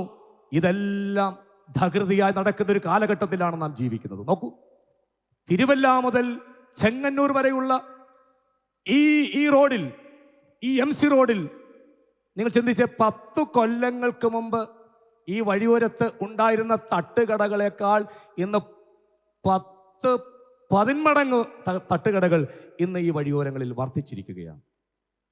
റെസ്റ്റോറൻറ്റുകളുടെ എണ്ണം കൂടി, ഹോട്ടലുകളുടെ എണ്ണം കൂടി. തട്ടുദോശ മുതൽ ബാർബിക്യൂ വരെ, കുഴിമന്തി പോലും ഇന്ന് സുലഭമായി ഏത് സമയത്ത് കിട്ടത്തക്ക നിലയിൽ നമ്മുടെ തെരുവോരങ്ങളിൽ റെസ്റ്റോറൻറ്റുകളുടെ എണ്ണം വർദ്ധിച്ചില്ലേ? അരുമനാഥൻ പറയുന്നു, അവന്റെ വരവിൻ നാളിൽ ലോത്തിന്റെ കാലം പോലെയാകും, ലോത്തിന്റെ കാലം പോലെയാകും. ഇതാ ജനം തിന്നുന്നൊരു കാലം, കുടിക്കുന്നൊരു കാലം, നടുന്നൊരു കാലം, പണിയുന്നൊരു കാലം. കൺസ്ട്രക്ഷൻ ഫീൽഡിലെല്ലാം വളരെ സജീവമാണ്. ബിൽഡിംഗ് എല്ലാം പണിതുയർന്നുകൊണ്ടിരിക്കുകയാണ്. എല്ലാ തരത്തിലും ഇതാ ലോത്തിന്റെ സംസ്കാരം പോലെ, ലോത്തിന്റെ നാട്ടിലെ സംസ്കാരം പോലെ നമ്മുടെ നാട്ടിലും ഇതാ പണിയുന്നു, വിൽക്കുന്നു, വാങ്ങുന്നു, തിന്നുന്നു, കുടിക്കുന്നു. ജനമെല്ലാം തിന്നുക, കുടിക്കുക, ആനന്ദിക്കുക, ആ ഒരു അനുഭവത്തിലൂടെ കടന്നു പോവുകയാണ്. ഇതിനിടയിലാണ് നമ്മുടെ ഓട്ടം. ഇതിനിടയിലുമാണ്, ഈ സാഹചര്യത്തിലാണ് ലോത്തിന്റെ കുടുംബത്തിന്റെ ഓട്ടം. പക്ഷേ സോദോം വിട്ടപ്പോഴും സോദോമിനെ കുറിച്ചുള്ള ചിന്തകൾ പലപ്പോഴും വിട്ടുപോകുന്നതിനെ കുറിച്ച് ഓർത്തിട്ട് പിന്മാറി പോകുവാൻ തക്കവണ്ണം ഇട നൽകിക്കൊണ്ട് അവൾ ഇതാ പുറകോട്ട് നോക്കിയത് പോലെ ഇന്ന് പകൽക്കാലം എന്നെ കേൾക്കുന്ന ദൈവജനത്തോട് ഞാൻ ആത്മാവിൽ വിളിച്ചു പറയുന്നു, ലോത്തിന്റെ കാലഘട്ടം പോലെ ഒരു വല്ലാത്ത കാലഘട്ടത്തിൽ നാം ജീവിക്കുമ്പോൾ ദൈവത്തിന് സ്തോത്രം. ധന്യനായ ധന്യനായ തീമോത്തിയോസിനോട് പൗലോസ് പറയുന്ന പോലെ, നീയോ ദൈവത്തിന്റെ മനുഷ്യനായുള്ളവേ അത് വിട്ടോടുക. അത് വിട്ടോടുക. എന്ത് വിട്ടോടണം? പാപത്തെ വിട്ടോടണം. എന്നെ കേൾക്കുന്ന പ്രിയരെ, നമ്മുടെ വിശ്വാസ ജീവിതത്തിൻ്റെ, നമ്മുടെ ഓട്ടത്തിൻ്റെ സ്റ്റാർട്ടിംഗ് പോയിന്റ് എന്ന് പറയുന്നത് അതാണ്. പാപത്തെ വിട്ടുള്ള കർത്താവിനെ സ്വീകരിക്കുന്ന ആ ധന്യമായ നിമിഷം, അതാണ് നമ്മുടെ ഓട്ടത്തിൻ്റെ ആരംഭം എന്ന് പറയുന്നത്. അല്ലാതെ നമ്മെ അമ്മച്ച് പ്രസവിച്ച ആ ദിവസമല്ല, ജനനത്തീയതിയല്ല. പാപമംഗലമായ ജീവിതത്തിൽ നിന്നും പാപത്തെ ഉപേക്ഷിച്ചിട്ട് യേശുവിനെ ഹൃദയത്തിൽ സ്വന്തം രക്ഷിതാവായി സ്വീകരിച്ച ആ സമയം നമ്മൾ പാടാറില്ലേ? ഭാഗ്യനാൾ ഭാഗ്യനാൾ യേശു എൻ പാപം തീർത്തനാൾ. ഭാഗ്യനാൾ ഭാഗ്യനാൾ യേശു എൻ പാപം തീർത്ത നാൾ. യേശു നമ്മുടെ പാപം തീർത്ത നാൾ, നാം പാപത്തോട് വിട പറഞ്ഞ നാൾ, യേശുവിനെ സ്വീകരിച്ച നാൾ, അതാണ് നമ്മുടെ സ്റ്റാർട്ടിംഗ് പോയിന്റ്. ഫിനിഷിംഗ് പോയിന്റോ? ഫിനിഷിംഗ് പോയിന്റ് രണ്ട് കാര്യങ്ങളാണ് കേട്ടോ. ഒന്ന് നമ്മുടെ ജഡത്തിലെ മരണം, അല്ലെങ്കിൽ കർത്താവിൻ്റെ വരവിൻ്റെ സമയം. ഇത് രണ്ടിലേതാണ് സംഭവിക്കുന്നത്, അതാണ് നിന്റെ ഓട്ടത്തിൻ്റെ സമാപനമെന്ന് പറയുന്നത്. ജഡത്തിൽ മരണം സംഭവിച്ചൊരു നാളിനെ കുറിച്ച് പൗലോസ് ലേഖിക്ക് ഒരു വെളിപ്പാടുണ്ടായി. താൻ പറയുന്നു, എൻ്റെ നിര്യാണകാലം അടുത്തിരിക്കുന്നു. താൻ തിമോത്തിയോസിന്റെ ലേഖനം എഴുതുമ്പോൾ പറയുകയാണ്, എൻ്റെ നിര്യാണകാലം അടുത്തിരിക്കുന്നു. തീർന്നില്ല, ഞാൻ നല്ല പോർ ചെയ്തു, ഓട്ടം തികച്ചു. പൗലോസേ, എപ്പോഴാണ് ഓട്ടം തികച്ചത്? തൻ്റെ മരണമെന്ന് പറയുന്ന ആ വസ്തുതയെ മുന്നിൽ കണ്ടുകൊണ്ട് ജീവിതത്തിൻ്റെ, അല്ലെങ്കിൽ ഈ ഇഹലോകത്തിലെ തൻ്റെ ജീവൻ തൻ്റെ മൂക്കിൽ നിന്ന് മറ്റുപോകുന്ന ആ അവസാന നിമിഷത്തെക്കുറിച്ച് ഓർത്തിട്ട് പറയുകയാണ്, അപ്പോഴാണ് എൻ്റെ ജീവിതത്തിൻ്റെ, അല്ലെങ്കിൽ ഓട്ടത്തിൻ്റെ എൻ്റെ ഒടുക്കമെന്ന് പറയുന്നത്. അവിടെയാണ് എൻ്റെ ഫിനിഷിംഗ് പോയിന്റ്. എന്നാൽ ഇന്ന് പകലിൽ ഈ പന്തലിൻ്റെ ഉള്ളിലായിരിക്കുന്ന ഞാനും നിങ്ങളും ജീവനോടെ ശേഷിച്ചിരിക്കുകയാണ്. ഒരുപക്ഷെ നമ്മുടെ ആയുസ്സിൽ തന്നെ കർത്താവ് മടങ്ങി വരും. നമ്മളെല്ലാവരും ബഹുമാനിക്കുന്ന, നമ്മളെല്ലാവരും ആദരിക്കുന്ന ധന്യനായ മൂത്താമ്പാക്കൽ കൊച്ചുകുന്തുപദേശം എന്ന് പറയുന്ന മനുഷ്യൻ ഒത്തിരി പാട്ടുകൾ എഴുതിയിട്ടുണ്ട്. അദ്ദേഹം എഴുതിയ ഒരു പാട്ടിലെ ശ്രദ്ധേയമായ ഒരു ഈരടികൾ പ്രകാരമാണ് താൻ ഈ രണ്ട് വസ്തുതയ്ക്കും വളരെ പ്രാധാന്യം നൽകി താൻ പറയുന്ന ഒരു കാര്യമുണ്ട്. തൻ്റെ അന്തരാത്മാവിനെ താൻ പ്രബോധിപ്പിക്കുകയാണ്. ക്രിസ്തന്റെ കാഹളം ഊതുന്തുനി കേൾക്കുമോ ഈ ദിനം ആരറിഞ്ഞു, വിശ്രമവാസത്തിലാകുമോ നാം ഏതിനും ഒരുങ്ങുക എൻ്റെ ആത്മാവേ. അങ്ങനെയെങ്കിൽ ഇന്ന് ഈ പന്തലിൽ ദൈവത്തെ ആരാധിക്കുന്ന നാം ഇന്ന് രാത്രിയിലെ യോഗം കഴിഞ്ഞ് തിരിച്ച് വീട്ടിലെത്തുമെന്ന് ആർക്കും ഗ്യാരണ്ടിയില്ല. ജീവിതത്തിൽ എപ്പോഴാണ് മരണം സംഭവിക്കുന്നത് നമുക്ക് ആർക്കും നിശ്ചയമില്ല. അതുപോലെ തന്നെ നമ്മുടെ പ്രത്യാശ പുരുഷനായ കർത്താവ് തൻ്റെ സഭയെ ചേർക്കാൻ വരുന്ന ദിവസവും ആർക്കും അറിഞ്ഞുകൂടാ. കൊച്ചുകുഞ്ഞു ഉപദേശിച്ച് തൻ്റെ ആത്മാവിനോട് പറയുകയാണ്, ഇത് രണ്ടിലേതെങ്കിലും ഒന്ന് സംഭവിക്കാം. എന്ത് സംഭവിച്ചാലും എൻ്റെ ആത്മാവേ നീ ഒരുങ്ങിക്കോണമേ, നീ ഒരുങ്ങിക്കൊള്ളണമേ എന്ന് പകൽക്കാലം എത്ര പേർക്ക് ദൈവത്തോട് പ്രാർത്ഥിക്കാൻ കഴിയുന്നുണ്ട്? യേശുവിൻ്റെ നാമത്തിൽ ഓട്ടം തീരാറായി, ഓട്ടം തീരാറായി, ഓ ഓട്ടം തീരാറായി. ഓ രക്ഷിക്കപ്പെട്ട നാളിൽ ആരംഭിച്ച നിന്റെ ഓട്ടം സ്ഥിരതയോടെ നീ ഓടണമെങ്കിൽ പുറകോട്ട് നോക്കരുത്, പാരമ്പര്യത്തിലേക്ക് നീ നോക്കരുത്. ധന്യനായ പൗലോസ് പറയുന്നുണ്ട്, ഞാൻ മുൻപിലുള്ളതിന് വേണ്ടി ആഞ്ഞുകൊണ്ട് പിമ്പിലുള്ളതിനെ മറന്നുകൊണ്ട്. ഫിലിപ്പ് ലേഖനത്തിലാ പറയുന്നത്, 3-ാം അധ്യായത്തിലാ പറയുന്നത്, ഞാൻ പിൻപിലുള്ളതിനെ മറക്കുകയാണ്. എന്താണ് പൗലോസേ നീ പിമ്പിലുള്ളതിനെ മറന്നത്? എബ്രായരിൽ നിന്ന് ജനിച്ച എബ്രായൻ, 8-ാം നാളിൽ പരിച്ഛേദനയേറ്റവൻ, തനിക്ക് മതപ്രകാരം ഉണ്ടായിരുന്ന സകല അനുഭവങ്ങളും സകല പാരമ്പര്യങ്ങളെയും ചപ്പെന്നും ചവറമെന്നും എണ്ണിക്കൊണ്ട് താൻ പറയുക, ഇവയൊന്നും ഞാൻ ഇപ്പോൾ ഓർക്കുന്നില്ല. എൻ്റെ ഓട്ടം സ്ഥിരതയോടെ ഓടുവാൻ ഞാൻ മുമ്പിലുള്ള എൻ്റെ ലാക്കിന് വേണ്ടി, വിരുദിന് വേണ്ടി ഇതാ ഞാൻ ശക്തമായി ഓടിക്കൊണ്ടിരിക്കുകയാണ്. ഞാൻ പുറകോട്ട് നോക്കുന്നില്ല. പാരമ്പര്യത്തിലേക്ക് ഇട്ടുപോകുന്നതിലേക്ക് തിരികെ നോക്കാതെ സ്ഥിരതയോടെ ഓടുന്ന, ഓട്ടം നടത്തുന്ന ഒരു ദൈവപൈതലിൻ്റെ ഓട്ടം സ്ഥിരതയോടെ ഓടുവാൻ അവനെ സഹായിക്കുന്ന കർത്താവിനെ ഹൃദയത്തിൽ ധ്യാനിച്ചുകൊണ്ട് പൗലോസ്ലീഹ ഈ അധ്യായത്തിൽ തന്നെ, എബ്രായ ലേഖനം 12-ാം അധ്യായത്തിൽ തന്നെ പറയുന്നുണ്ട്, നിങ്ങളുടെ ഉള്ളിൽ ക്ഷീണിച്ചു മടുക്കാതിരിപ്പാൻ പാപികളാൽ ഇങ്ങനെ വിരോധം സഹിച്ചവനെ ധ്യാനിച്ചു കൊള്ളണം. അങ്ങനെയെങ്കിൽ നമ്മുടെ ആശയും പ്രതീക്ഷയും പ്രത്യാശയുമാകുന്ന കർത്താവിനെ തന്നെ ഹൃദയത്തിൽ ധ്യാനിച്ചുകൊണ്ട് അവൻ്റെ വചനത്തിൽ അടിയുറച്ച് വിശ്വസിച്ചുകൊണ്ട് വചനപ്രകാരം ഓടുക. 119-ാം സങ്കീർത്തനത്തിൽ ദാവീദ് ഇങ്ങനെയാ പറയുന്നത്, ഞാൻ നിന്റെ കൽപ്പനകളുടെ വഴിയിൽ ഓടും. ഞാൻ നിന്റെ കൽപ്പനകളുടെ വഴിയിലൂടെ ഓടും. നമുക്കറിയാം, നമ്മുടെ ഭാരതത്തിൽ ഒരുപാട് യാത്രാ സംവിധാനങ്ങളുണ്ട്. ഭാരതത്തിലെ ഏറ്റവും വലിയ ബൃഹത്തായ ഒരു യാത്രാ സംവിധാനമാണ് ഇന്ത്യൻ റെയിൽവേ എന്ന് പറയുന്നത്. അതുകൂടാതെ നോക്കൂ, MC റോഡ്, NH-47, NH-66 എന്ന് പറഞ്ഞ ഒരുപാട് റോഡുകളിലൂടെ ഒത്തിരി വാഹനങ്ങൾ ഓടുന്നുണ്ട്. എല്ലാ വാഹനങ്ങളും റോഡ് നിയമങ്ങൾ പാലിച്ചല്ല ഓടുന്നത്, ട്രാഫിക് നിയമങ്ങൾ പാലിച്ചല്ല ഓടുന്നത്. ചിലത് നിരത്തിലൂടെ, ചിലത് നിരത്തിൽ നിന്ന് വെളിയിലേക്ക് ഇറങ്ങി കാൽനട യാത്രക്കാർ സഞ്ചരിക്കുന്ന ആ വഴിയിലൂടെ ഒക്കെ ഓടാറുണ്ട്. പലതും പല നിയമങ്ങളും നിരാകരിച്ചുകൊണ്ട്, പല നിയമങ്ങളെയും കാറ്റിൽ പറത്തിക്കൊണ്ട് പല വാഹനങ്ങളും ഇവിടെ ഓടുകയാണ്. സ്പീഡ് ലിമിറ്റേഷൻ ഇല്ല, അതിശീഘ്രം ഓടുകയാണ്, ഒന്നൊന്നിനെ ഓവർടേക്ക് ചെയ്യുകയാണ്. ചില ഡ്രൈവർമാർക്കാണെങ്കിൽ വണ്ടി ഓടിക്കുമ്പോൾ തന്നെ ഭ്രാന്താണ്, ഓവർടേക്ക് ചെയ്യുന്ന ഒരു ഹരമാണ്, ഒന്നൊന്നിനെ ഇടിച്ച് തെറിപ്പിച്ചിട്ട് ഓടുകയാണ്. ദൈവത്തിന് സ്വന്തം ഇതെല്ലാം നിരത്തുകളിൽ നാം കാണുന്ന പതിവാണ്. പക്ഷെ എന്നെ കേൾക്കുന്ന പ്രിയരെ, നമ്മളെല്ലാം കാണുന്ന, നമ്മളെല്ലാം അറിയുന്ന ഇന്ത്യയിലെ ഏറ്റവും വലിയ ബൃഹത്തായ യാത്രാ സംവിധാനമായ ആ റെയിൽവേയിലേക്ക് നോക്കൂ. ദൈവത്തിന് സ്തോത്രം. ഒന്നിനെ മറികടക്കാൻ ഒരു ട്രെയിനിന് സാധ്യമല്ല. നിശ്ചിതമായൊരു സമയം അതിന് വേർതിരിച്ചിട്ടുണ്ട്.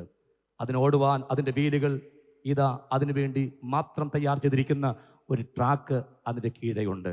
ആ ട്രാക്കിലൂടെ, ആ പാളത്തിലൂടെയാണ് ഒരു ട്രെയിൻ ഓടുന്നത്. അങ്ങനെയെങ്കിൽ ക്രിസ്തീയ വിശ്വാസിയാകുന്ന എനിക്കും നിങ്ങൾക്കും ലാക്കിലേക്ക് ഓടുവാൻ ദൈവം തമ്പുരാൻ നമ്മുടെ മുമ്പിൽ വെച്ചിരിക്കുന്ന ഒരു ട്രാക്കുണ്ട്. അത് ദൈവത്തിന്റെ വചനമാണ്. അതറിഞ്ഞ ദാവീദ് പറയുന്നു, നിന്റെ കൽപ്പനകളുടെ വഴികളിലൂടെ ഞാൻ ഓടും. ദൈവത്തിന് സ്തോത്രം. അതാത് സ്ഥലങ്ങളിൽ സ്റ്റേഷൻ മാസ്റ്റർ നിൽപ്പുണ്ട് കേട്ടോ, ഒരു തീവണ്ടിയെ സഹായിക്കാൻ, ചില സന്ദർഭങ്ങളിൽ പച്ചക്കൊടി കാണിക്കാൻ, ചില സന്ദർഭങ്ങളിൽ ചുവന്ന കൊടി കാണിക്കാൻ വേണ്ടി അതാതിടങ്ങളിൽ സ്റ്റേഷൻ മാസ്റ്ററുകൾ നിൽപ്പുണ്ട്. അത് കണ്ടും അത് കേട്ടുമൊക്കെയാണ് ഒരു തീവണ്ടി ഇവിടെ കുതിക്കുന്നതെങ്കിൽ, ഇന്ന് പകൽക്കാലം എന്നെ കേൾക്കുന്ന പ്രിയരെ, പരിശുദ്ധമാവ് അതാതിടങ്ങളിൽ നമുക്ക് വേണ്ടി ആക്കി വച്ചിരിക്കുന്ന ശ്രേഷ്ഠന്മാരായ ചില ഇടയന്മാരുണ്ട്, ശ്രേഷ്ഠന്മാരായ ചില ഉപദേഷ്ടാക്കന്മാരുണ്ട്. അവരിൽ നിന്ന് കേൾക്കുന്നത്, അവർ കാണിക്കുന്നത് മാതൃകയാക്കിക്കൊണ്ട് പറയാൻ കഴിയണം, ഞാൻ നിന്റെ കൽപ്പനകളുടെ വഴിയിലൂടെ ഓടുകയാണ്. സ്വർഗത്തിലെന്നേക്കും സ്ഥിരമായിരിക്കുന്ന വചനത്തിലൂടെ ഞാൻ എൻ്റെ യാത്ര തുടരുകയാണ്, ഞാൻ എൻ്റെ ഓട്ടം തുടരുകയാണ്. എല്ലാവരും ഒന്ന് ദൈവവാദപ്പെടുത്തി ഒന്ന് എഴുന്നേറ്റ് നിന്നാട്ടെ. യേശുവിന്റെ നാമത്തിൽ ഞാൻ എൻ്റെ വാക്കുകൾ ഇവിടെ അവസാനിപ്പിക്കുകയാണ്. എല്ലാവരും അല്പനേരം ദൈവത്തോടൊന്ന് പ്രാർത്ഥിച്ചാട്ടെ. യേശുവിന്റെ നാമത്തിൽ കർത്താവിന്റെ ദാസനേക്ക് തന്ന ആ നിമിഷത്തിലേക്ക് തന്നെ ഞാൻ ഈ വാക്കുകൾ ഇവിടെ അവസാനിപ്പിക്കാൻ ആഗ്രഹിക്കുകയാണ്. ഓടുന്ന നാം നമ്മുടെ ഓട്ടത്തിൽ സ്ഥിരത സാധ്യമാക്കുവാൻ വേണ്ടി ദൈവമൊരുക്കിയിരിക്കുന്ന കാര്യങ്ങൾ വിട്ടുകളയരുത്. ഒന്ന് നമ്മുടെ കർത്താവാണ്, 2 കർത്താവിന്റെ വചനമാണ്, 3 നിത്യതയാണ്, സ്വസ്ഥത നിത്യതയാണ്. മറ്റൊന്ന് 11-ാം അധ്യായത്തിൽ വിശ്വാസ വീരന്മാർ, അവരിലൂടെ ദൈവം ചെയ്ത അത്ഭുത പ്രവർത്തികൾ അക്കമിട്ട് വർണ്ണിക്കുകയാണ്. ഇതെല്ലാം നമുക്ക് പാഠങ്ങളാണ്, ഇതെല്ലാം നമുക്ക് മാതൃകയാണ്. അപ്പോൾ തന്നെ ഒരു മാതൃകാ പുരുഷനെ താൻ വരച്ചു കാണിക്കുകയാണ്. വിശ്വാസത്തിന്റെ നായകനും പൂർത്തി വരുത്തുന്നവനുമായ യേശുവിനെ നോക്കുക.